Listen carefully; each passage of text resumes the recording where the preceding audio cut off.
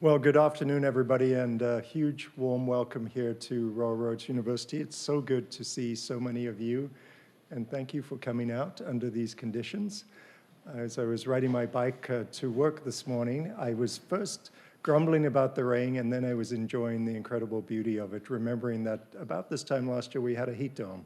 So let's be so grateful. We live in a rainforest, and this is a gift.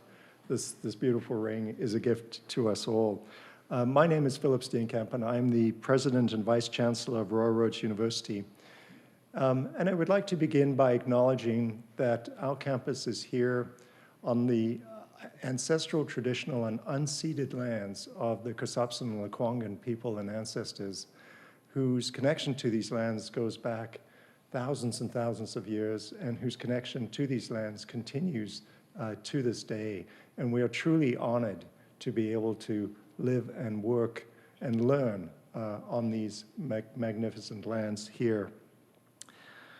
So Haishka CM, and a big warm welcome to all of you. I'd like to thank you all for being with us for this very special edition of our Changemakers Speaker Series. And I would say it's great to be with a live audience again. I know we're all making our own adjustments to gathering together in person, but it is so wonderful to see all of you here in person. We're also recording this event so that people who are not able to attend will have the opportunity to view this through our social media and website at a later date. Now, today's climate and sustainability challenges call for the kind of interdisciplinary and collaborative problem solving at which we at Royal Roads excel. Through learning, teaching, research, and action, we are working together with learners and communities to address the largest issues humanity has ever faced. Just as an example, our Master of Arts in Climate Action Leadership represents this university's commitment to one of those issues, and that is climate action. We hope that programs like these cultivate the kind of courage and passion it takes to make the social, political, economic, and cultural changes needed on the world stage to truly make a difference. And I know students in that program and our other programs will take inspiration from our amazing guest today. We are so pleased to welcome you, Autumn Peltier, Chief Water Commissioner for the Anishinaabe Nation and very soon to be Royal Roads honorary degree recipient. Autumn is a leader in her nation and a leader across Canada who stepped up at an early age to make change. Here with us today, she will share her personal journey to fight for clean water rights and Indigenous values here in Canada and on the world stage. We will also see her documentary, the HBO production, The Water Walker. Then you and I will have the opportunity to ask her some questions. But I just also want to take a moment to welcome and thank her family for joining her on this incredible journey. Her grandfather, who is an esteemed elder, Stanley, is with us too. I know her sister is here, her mother's here, her stepdad is here, and other friends too. So welcome, everybody.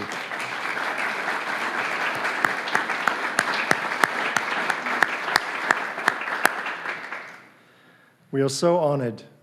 We are so honored to have you join us here. Now, the Changemakers series is all about taking on the largest challenges that humanity faces: climate change, technological change, environmental challenges, racism, Indigenous rights, truth and reconciliation, and many other issues. And how do we even begin to solve these complex problems? By inspiring people with the courage to transform the world. And Autumn Peltier is one of these inspirational people fighting for change and adding to Canadian history. She is an environmental advocate whose journey for justice has made waves with her courage.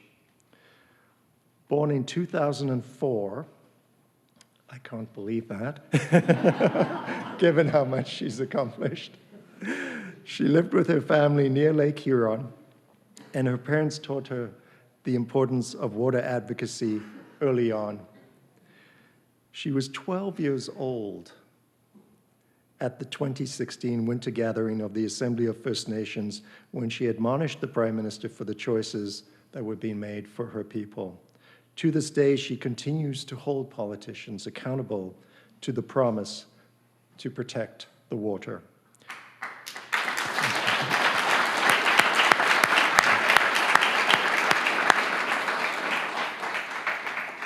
And at age 13, she spoke about water protection to world leaders at the United Nations General Assembly. She also received the Sovereign Medal of Exceptional Volunteerism from the Governor-General of Canada and the Lieutenant Governor of Ontario. Invited in 2018 and 2019, she spoke at the UN Secretary-General's Climate Action Summit in New York, and she was shortlist nominated for the International Children's Peace Prize no less than 4 times.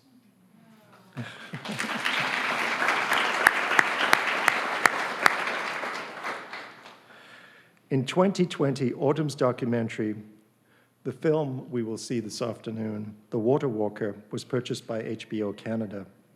And the film follows her struggle and journey to New York City to address the UN. In 2021, Autumn received the Revolution Her Community Vision Youth Award, along with the Environment Award from the Racial Justice Organization. She was also a featured voice for the Team Canada's Winter Olympic team in Beijing. While her journey has taken her around the world and brought her many prestigious awards, including landing her Maclean's 2021 Powerlist Top 50, her path has not been easy. Facing stereotyping, racism, and people who underestimate her because of her age, she courageously presses on. Her activism shows us how a passionate advocate makes such an enormous difference.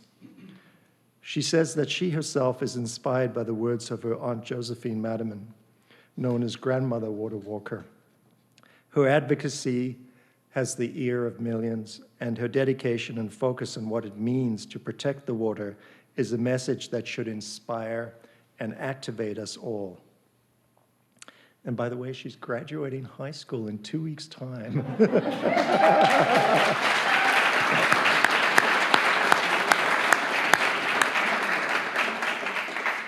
So I'm so deeply honored to introduce you tonight to Autumn Peltier.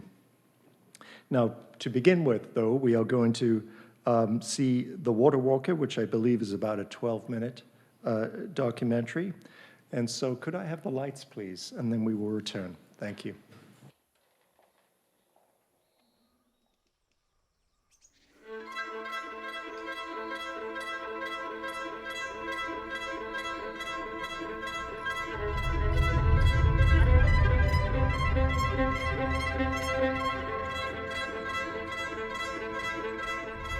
She loved the water so much, and the water loved her back, whispering in her dreams. Water has no flag. Water knows no race. The earth's belly grew until her waters broke, and all of creation took its first breath.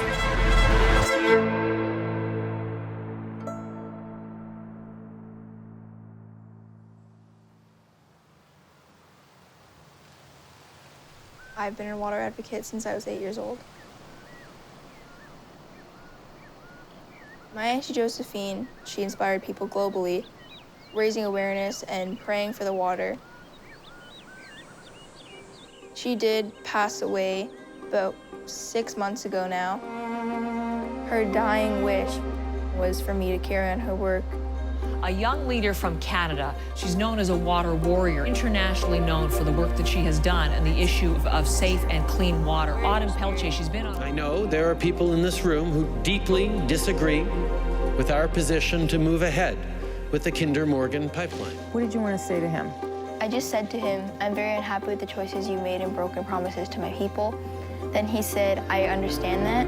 All I said was the pipelines, and then he said, I will protect the water.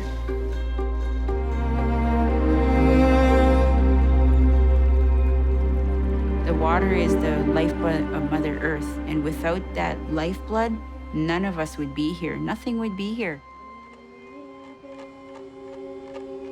Where I come from, when the Creator molded us, pieces of us fell down. When those pieces hit the earth, they started to grow up as medicine.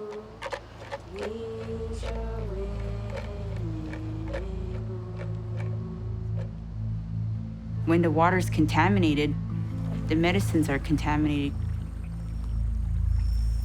Certain medicines don't grow anymore. Certain animals don't migrate in certain territories. When they're eating contaminated vegetation and water and they're getting sick, and then we're eating the animals, we're starting to get sick. And so that's how we're all connected.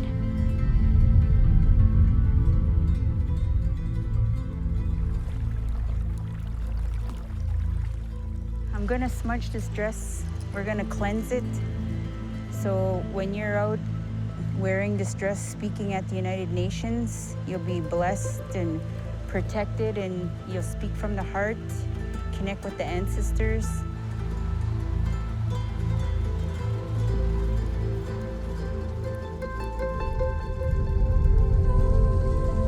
The spirit of water exists in every raindrop, in every stream and puddle, in the veins of trees, and in every tear we shed for joy or grief. Water walkers, defenders of water. We do it for the next generations, for the babies of all species. Keep going. Stay strong.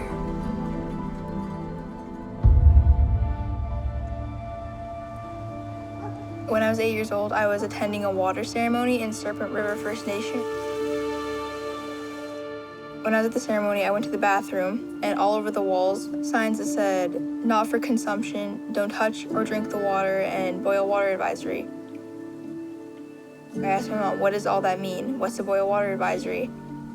And then she told me what all of it meant. There's kids that were my age that did not know at all what it's like to drink clean water from a tap. People living in third world conditions in a rich country where things like that shouldn't be happening. There's a lot of youth becoming activists. We're realizing what kind of future the adults today are giving us for tomorrow. So I'm excited about Friday. It's the Youth March. I'm excited to see how many youth and young people are going to be there. It's a big event, this climate summit. It's in New York City. And the best part of it is you'll never forget turning 15 because there's so many things happening on that day. There's going to be the huge climate strike, and we're speaking at the United Nations. Let's go there. And that goes right here. There.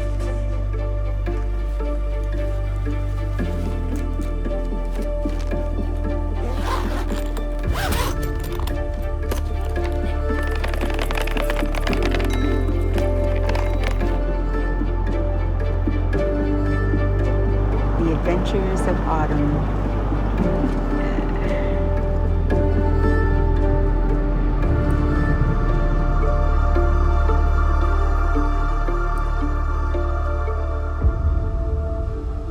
Our children are unable to see obstacles in their path, for they are always looking up to us and never at their feet. When we encounter an obstacle in their way, it is our responsibility to remove it. We are the protectors of our children, and when we fail, the children must learn to protect themselves.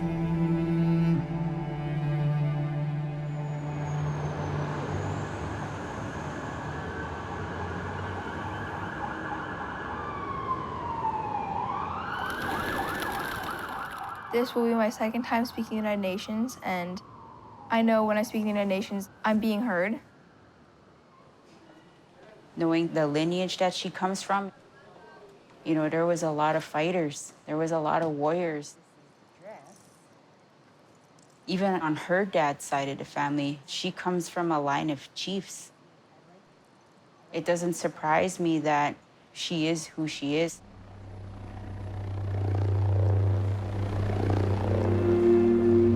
But it's hard work. Sometimes it can be challenging for her because, you know, she's a kid still. Media exposure, it comes with a price as well, the work. You get treated a different way, and there was a point where we didn't even feel like going out for a while. We just kind of stayed home. We'd only go out if we had to. That was really hard. I was being bullied because of the jealousy from other kids, because not a lot of kids get to do the stuff I was doing, like meeting the Prime Minister at a young age. At first, she didn't even tell me, but I started noticing different changes in her. I came home with a bunch of cuts because they were slamming my face to the snow and sitting. They were trying to suffocate me. And then my face was slammed into the fence, and it makes me really emotional.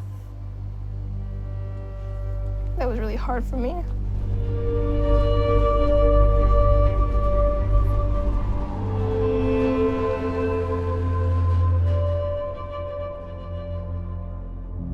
As she stood in cold and ice and in heat and rain, around each bend of the lake she thanked the water.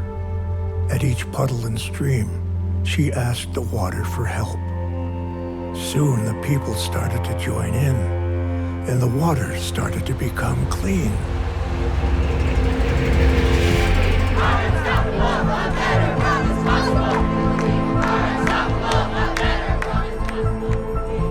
Us kids were having to stand up as leaders.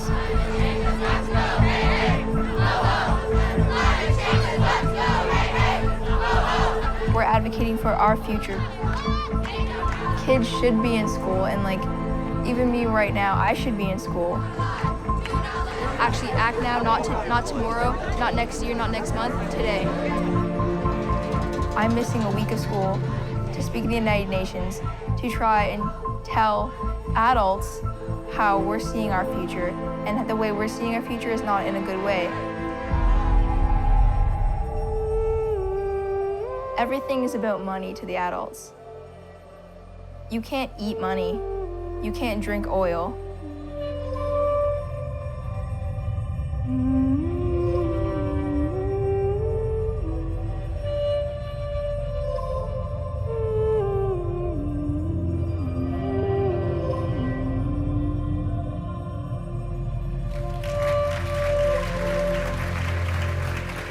One day I will be an ancestor, and I want my descendants to know I use my voice so they can have a future. I've heard of places like Flint, Michigan, 6 nations of the Grand River. All across these lands, we know somewhere where someone can't drink the water. Why so many, and why have they gone without water so long? We can't live in our mother's womb without water. As a fetus, we need that sacred water for development. The sacred significance is that my mother comes from her mother's water, my grandmother comes from her mother's water, and my great-great-grandmother comes from her mother's water.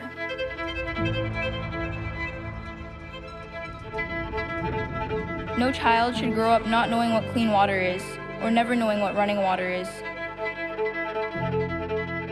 Now is the time to warrior up and empower each other to take a stand for our planet. Let's do this for our great-grandchildren. Thank you, Miigwech.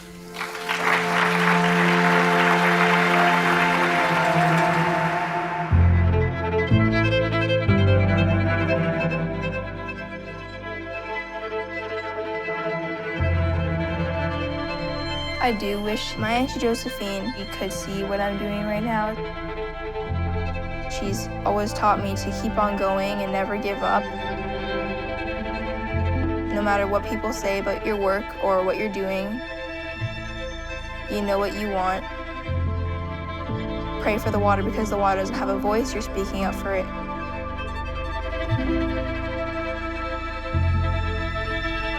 to our mother, whose waters broke on that first day and made song possible.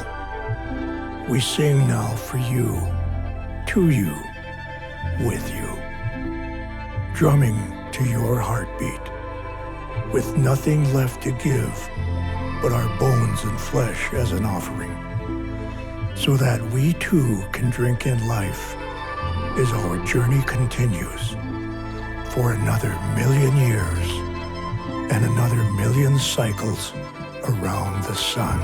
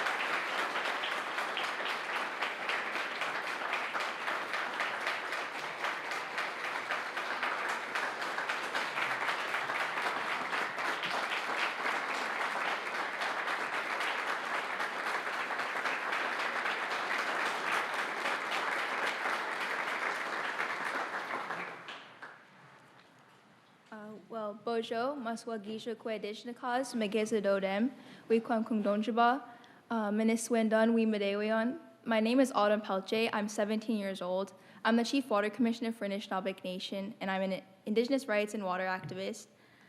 I would like to say thank you to the Royal Roads University President and Vice Chancellor Steenkamp, as well as the entire Royal Roads staff and committee for such an incredible honor. I'm thrilled that now that I'm a doctor, I don't have to go to my grade 12 exams.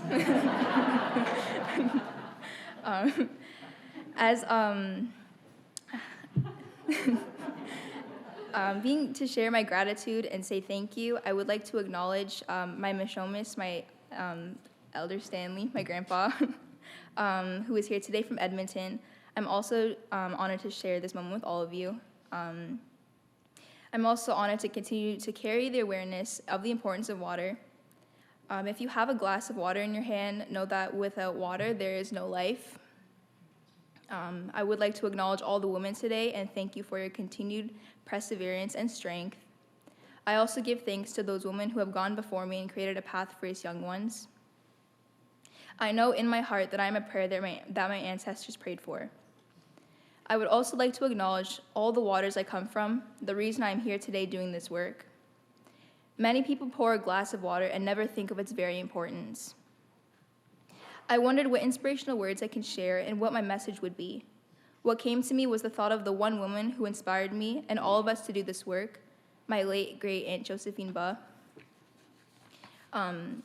If there was anyone who knew what prayers can do and what real commitment was, it was her. I'm honored every day for the teaching she shared with me and the encouragement she gave me to keep going. There are days I feel like giving up because it feels like my efforts are overlooked or not heard. It's like I'm this young teenager who is all by herself while the world makes TikToks and posts on Instagram, but I continue to fight. The water ceremony is very sacred. It's about acknowledging all life that depends on water. It's about giving thanks to all creation and humbling yourself because we would not be here if it wasn't for water. I ask now to those listening, repeat to yourself, I will love the water. And remembering that the only reason we're all sitting here today is because we all lived in water for 9 months. Trying to understand what a boil water advisory was at 8 years old and how little children had no idea what clean running water was ignited something inside of me. It's 2022 and many children still think boiling their water is a normal day-to-day thing. Little children had no idea what clean running water was, ignited something inside of me. Children are growing up thinking boiling water is normal. There's no such thing as clean tap water to them. If any of you now have a glass of water by your side, know that many children across First Nations land do not, even right here in British Columbia. At the height of COVID, society was told, be sure to wash your hands, yet so many didn't and still don't have access to clean water to even wash their hands. Think about that. I never planned to spend my life doing this, but I am committed and I want the boil water advisories to end.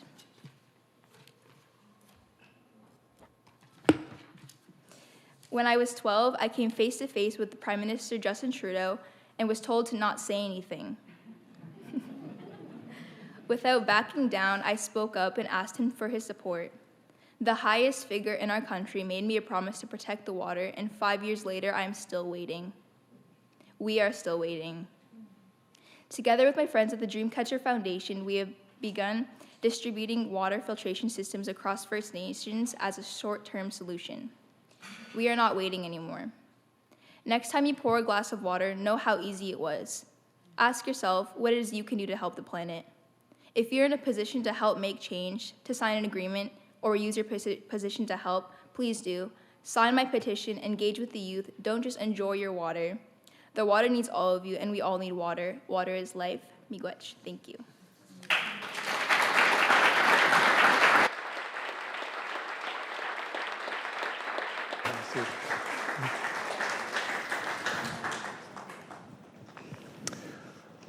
Well, thank you so much, Autumn. You are truly a remarkable inspiration to all of us, and thank you for sharing your story with us. I've got a few questions for you, and then we're going to ask the audience as well if they have some questions as well. You've often said, and I heard you say again, that your Aunt Josephine was your inspiration. I wondered if you could talk a little bit about how she gave you the courage to do what you do, and other people who might have given you that courage too. Well, my Auntie Josephine was like my second mother growing up. She was always helping my mom, as my mom was a single mother and raising me and my sisters on her own. And so she was always just kind of there, and she was very, very invested into our culture, our Indigenous culture, and my mother was also as well, so they kind of both were always teaching me about our traditional ways of life. I was raised in a very traditional lifestyle, always learning about my culture, and most importantly, learning about the importance of water. And so my mother and my Auntie Josephine were my biggest mentors, and they still are, even though she's not here. My mom's still here, but they both were my biggest mentors and gave me my biggest teachings on becoming a woman, being woman, and being a water protector, as they all tie in together. So, yeah, thank you. You mentioned, COVID and the fact that, some people many people in Indigenous communities do not have access to clean water, even to wash their hands. I wonder, though, if you think there's some lessons we can learn from how people came together to deal with COVID, and how those lessons might be applied, for us in the world today. Well, I guess really just working together is very important, and I don't know, just kind of listening to people and, just listening to what people have to say, because, First Nations, as like you said, I mentioned, these communities, it's COVID, it's like I said, you have to wash your hands, sanitize, but they can't even go to their tap and just simply wash their hands. That's how bad the condition is. These communities are living in third world conditions in a first world country. And so it's just, you really need to, I guess, just listen to people, collaborate, and, working together is very important. No matter what race we are, no matter how rich or poor we are, it's very important to listen to what people have to say. Thank you. I mean, I think that collaboration and cooperation is so important. And I mean, what COVID showed us too is if you put your mind to it, you know, people can come together and find solutions to things and dedicate the resources to finding those solutions. And you would think something as fundamental as water is something, as you've said, you've been waiting 5 years to see the fulfillment of that promise. Something as important as water is something we could surely get together and cooperate on. I watched through the documentary, the various moments in your life where you were in front of these really huge audiences and these powerful world leaders, and I'm just filled with admiration for your poise. But I wondered if you could talk a little bit about whether having that sort of celebrity status, how does that help, and sometimes can it be a drawback too? Well, yeah, being in the public eye does have its negative and positive impacts. I honestly don't really like being in the public eye. I don't really like it, but it definitely does have a huge impact on my work. Like, you know, being able to use my social media platforms to get my message out to more people so more people are aware. But also having a large social media platform comes, again, with a lot of negative impacts, and that's where bullying comes in, or like cyberbullying and negative comments and people. This stuff that you don't really need to see. But yeah, it has really good impact when it comes to spreading your message and awareness. Well, I just want to thank you for, you know, doing that. I mean, you know, you say you don't enjoy being in the spotlight, but you do it anyway, you know, because this is so important to you. And I want to thank you for doing that for all of us. You've been very courageous, I know, in displaying authentic emotion while speaking to large groups of people. I saw your emotion when you were talking to the Prime Minister and the response you got, and to world leaders. I wonder if you've got any tips or insights for other young people if they want to stand up. Well, the main thing I talk about when I speak with youth is using your voice, because I always say that, like, when a message is coming from youth, it's so much more powerful, because you generally wouldn't think a young person is going to speak up or stand up about political issues or world issues. And so that's why, you know, it's so powerful, because, you know, we generally wouldn't be speaking about those things. And again, that's when you know something's wrong, because we shouldn't have to be speaking up about those things. We shouldn't have to be speaking about political or world issues. That's not our problem, but it is, like, we're taking it into our own hands now, because, you know, something has to be done, and nothing's being done. So yeah, I strongly encourage young people and youth to use their voices all the time. Yeah, I was very struck by that quote at the end of the documentary, you know, the fact that the children are stepping up to protect us, but who's going to protect the children? And children being really robbed of their childhoods, you know, because of these issues. So again, thank you, you know, for your courage in standing up. And we think of the many young people around the world who are taking leadership positions on these issues. The last question I had for you was, you did touch on this a little bit in your remarks. You urged people to sign the petition, but I wondered if you could talk a little more about how people could get involved if they want to stand beside you. Well, you know, we live in a generation where social media has a huge role in spreading awareness and advocacy. So I guess just using your social media platforms to help spread awareness, educating others, people who might be hearing single stories, one-sided stories, correcting information if possible, and just, again, helping spread awareness on social media platforms. And yeah. Yeah, well, thank you. And we can certainly provide information on our social media platforms and our websites on the petitions, and you know, where to sign, and you know, highlight and profile all the amazing work that you and others are doing in this regard. So I want to thank you for that. And thank you so much for your generous response to my questions. And now we have an opportunity to ask the audience if they have any questions for you. I'm not surprised, but Hillary Layton has the first question. Okay. Hi, Autumn. Well, thank you so much. Very moved by your movie and your movement. I love Christy Belcourt and own many of her prints. One of my students brought her to bear many years ago, so how wonderful. You know, when Philip introduced the he does the acknowledgement, or anyone does a traditional acknowledgement, the word unceded is just in there. But you know, I feel the grief in that. And so I also teach about grief and praise as sisters, you know, that we need grief so that we can really feel how much we love something and are losing it or have lost it. Because also we need to praise things, like you're praising water in your warrior stance. But also there's grief there. So what do you do with your grief? How do you do your grief? Mm-hmm. Well, it's really just spending time with my family. That's really what I do when stuff becomes overwhelming or I just feel like a lot of emotion. It's definitely spending time with my family, just, you know, seeking support if needed from close friends or family that I'm comfortable with.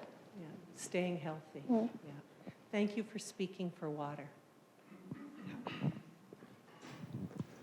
There's a question here. Can I give you my picture? Yeah. What's your name? Styles.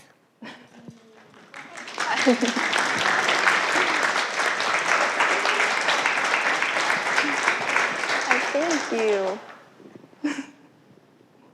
That's so cute. Thank you.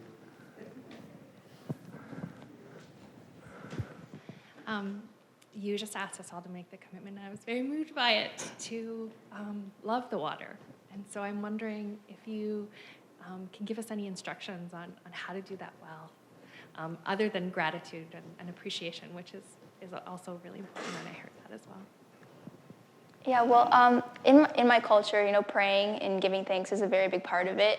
And so, like, my Auntie Josephine taught me that every morning the first thing to do is go take tap water and drink tap water, because that's what she did every morning. She drank the fresh tap water from, you know, her home where she was able to, and that's what I do. Since I'm fortunate enough to have clean drinking water in my home, I do that as well. And, you know, just giving thanks and praying every once in a while when I feel like it, and that's just the way that I feel like I'm kind of like, I don't know, giving thanks to the water.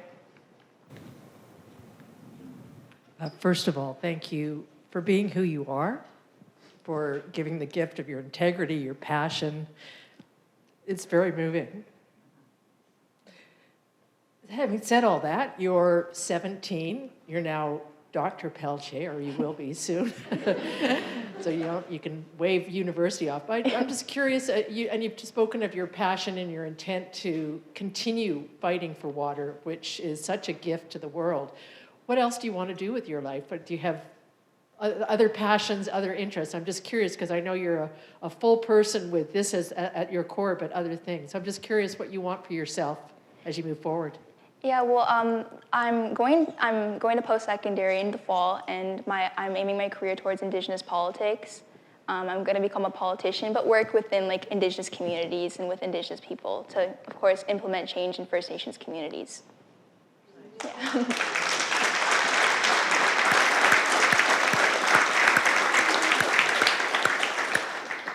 The job of Prime Minister will be open sometime soon, I think, too. So, yeah. Hi, Autumn. Thank you very much for the talk.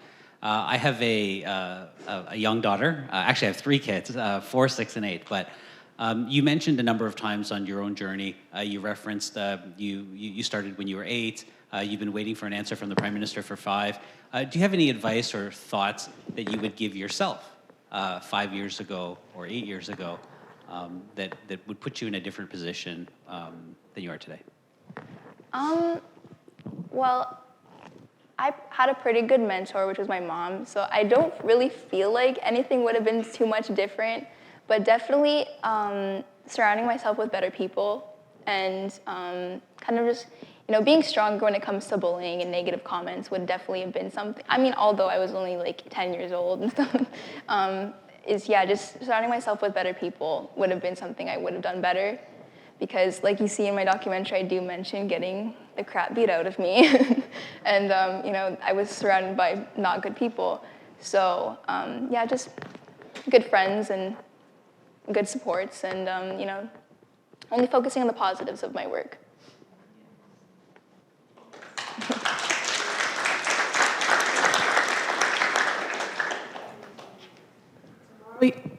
tomorrow you're going to be joining the alumni of Railroads, and I'm one of those alum. And I'm just in awe of who you are. As someone who respects my matriarch of our family so much, I would ask you today, what do you want to say to those people in front of you that have been your biggest rocks? It's your mother and your sister and all those. What would you say to them? Well, yeah, I would definitely give a big hug and a big thank you to my mom. I always do. But yeah, because my mom, she's been my biggest support, my only support, because she was a single mother. And that's a pretty sensitive topic for me, but yeah, my mom is my biggest support, and she always has been. And considering how far I've come, and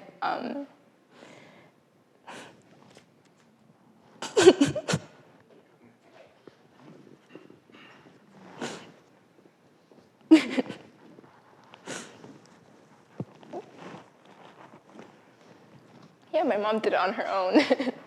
So I really do thank her for that. I do love her a lot for that.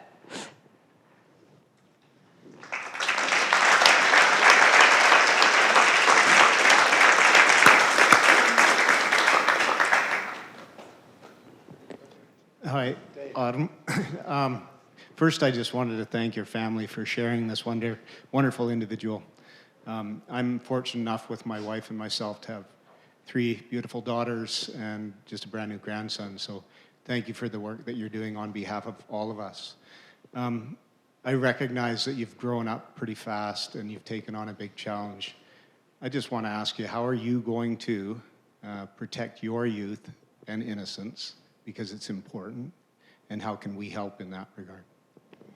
Well, I turn 18 in a couple months, so my youth is a little bit gone now, but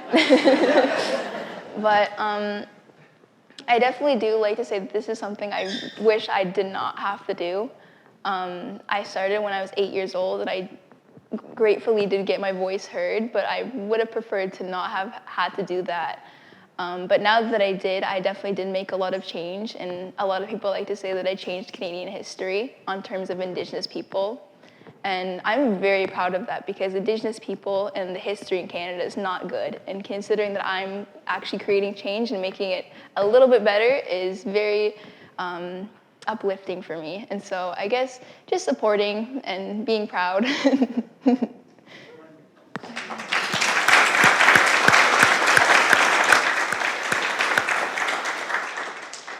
Well, I might have the privilege of the last question tonight, but I wanted to thank you, as everyone is feeling in their heart. Thank you, so much gratitude.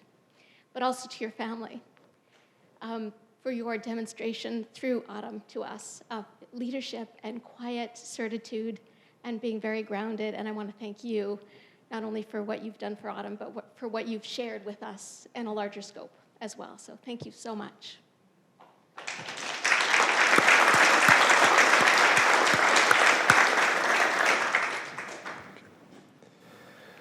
Well, Autumn, I think you can tell you've had a huge impact on the audience here today, and thank you for the incredible inspiration that you provided to all of us, and thank you for giving us so much to think about. We, as I said at the beginning, we're deeply honored to have you and your family join us here today, and we so look forward to the ceremony tomorrow as well. And I hope you'll come, back to visit us here on this island. It is a beautiful place, as you know, and as I said, what a perfect day. We've got this beautiful rain outside, which reminds us of the importance of water as well. And I'm going to carry your words with me in my daily life too, and think about ways I can make positive changes. And I'm sure you've provided that inspiration to people all around the world on that. I also want to thank everybody who came out today to join us. I really want to thank you so much for being here and for sharing in this incredible experience. It's been a long time since we've been able to gather in person, and I know the elders teach us the importance of being together in circle and the importance of witnessing and the importance of ceremony. And I think, to me, that has been a demonstration of how we've come together today to witness and to experience and to learn. I also want to thank all the staff who helped put this event together as well. There are always so many people involved in these kinds of events, and I really want to extend our gratitude to all of you, and also to thank our local newspaper, The Times. Unfortunately, it's called The Times Colonist, but it is a big supporter of our events. We should perhaps have a discussion about a name change there at some point. We will have another Changemakers Speaker Series event again very soon, so please do watch our website at RRU changemakers.ca, or also follow our social media channels for details. So thank you again, everyone, so much for joining us for this very, very special presentation honoring one of Canada's prominent changemakers. I'm sure we're going to hear a lot more about Autumn Peltier's work and accomplishments going forward. And I wish you all a great evening, and thank you so much for coming out.